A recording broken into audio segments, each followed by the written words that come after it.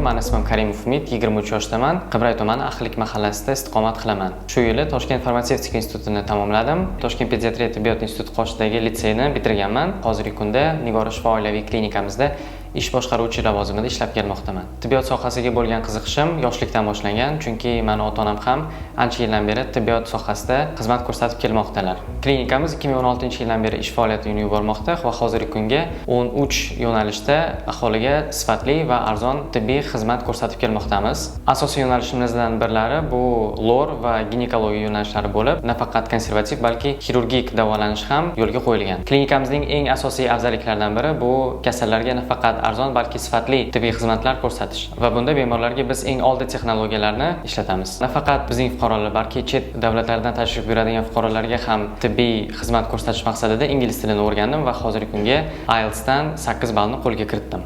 Ingliz tilini o'rganishning yana bir sabablaridan biri chet ellik hamkasblar bilan ko'nikma va bilim almashib, yangi tajriba orttirish. Yana bir sabablardan biri O'zbekiston tibbiyotini jahon miqyosiga olib chiqish. Bundan tashqari shu yili tibbiyot sohasida magistratura yo'nalishida chet elda o'qish niyatim ham bor. Yaqin 10 yillikdagi rejalarimdan biri bu dorixonamni kattalashtirish va ko'paytirish, nafaqat Qibray aholisi uchun, balki butun O'zbekiston aholisi uchun sifatli va arzon dori vositalarini yetkazib berish. Shu yili Polsha poytaxti Varshavada joylashgan Vistula universitetiga hujjatlarimni topshirdim. Magistratura yo'nalishida o'qish niyatim bor. Ushbu universitetni tanlaganim sababi chunki u dunyodagi top 1000 universitetga kiradi va talabalarga sifatli ta'lim beradi. Mening eng katta orzularimdan yana biri bu buyuk allomamiz Abu Ali ibn Sino kabi tibbiyotda o'zbek nomini tarixda yana bir bor muhrlash.